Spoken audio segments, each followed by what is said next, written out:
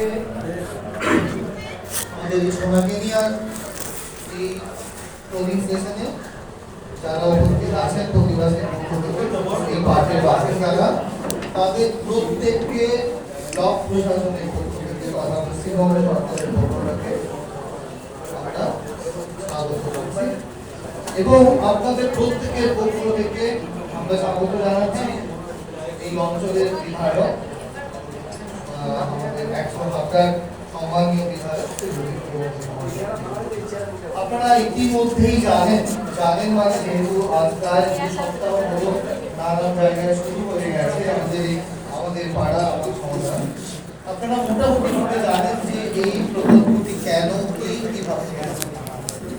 আমি শুধু আপনাদের সামনে আমাদের এই অনুষ্ঠানে উপস্থিত সম্মানীয় বিধায়ক মহাশয়ের একটা কথাই বলবো যে দেখুন, অন্যান্য জায়গাতে অন্যান্য বিধানসভায় এবং সারা রাজ্য জুড়েই এটা হচ্ছে মানে এই আপনাদের অংশগ্রহণে পরিকল্পনা গ্রহণ করা এই কাজগুলো হচ্ছে একই রকমের, কিন্তু যেখানে একটা তফাৎ আমরা দেখতে পাবো সেটা দেখবেন এই কাজগুলো রূপায়ণ।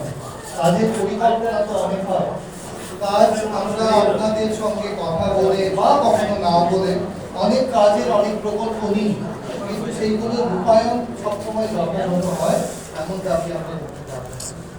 সেই জন্য সব থেকে গুরুত্বপূর্ণ যে বিষয়টা হলো যে এই কর্মসূচিটি ঘোষণার সঙ্গে সঙ্গে যিনি প্রথম আমাকে ফোন করে পরামর্শ নির্দেশ দিয়েছিলেন সেইগুলো আপনাদের সামনে বলবো। আপনাদেরকে এইটুকু বলবো যে আজকে আপনাদের অংশগ্রহণে যে স্কিমগুলি উঠে আসবে, কারণ রাউতারাতেও এর আগে আমাদের বিধায়ক মহাশয় উপস্থিত ছিলেন, সেখানে এই একই কথা বলা হয়েছে যে আপনারা জেনেই গেছেন যে এইগুলো সেই স্কিমগুলোর জন্য যেগুলো আমরা নানান সেই ছোট ছোট স্কিমগুলো যেগুলো নানান কারণে করা হচ্ছে। বড় সমস্ত প্রকল্প তার জন্য আপনাদের পাশে সরকারের অন্য প্রকল্প এবং সর্বোপরি বিধায়ক সাহেবের আন্তরিক প্রচেষ্টা যেমন ছিল তেমনি থাকবে।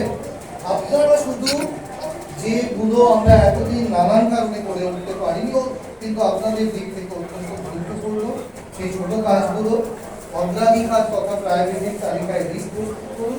বাকি বড় কাজগুলোর জন্য আপনারা তো জানেন আপনারা সরকারি নানান প্রকল্পের সঙ্গে আপনাদের প্রহরীর মতো আপনারা আপনাদের বিধায়ককে পাবেন।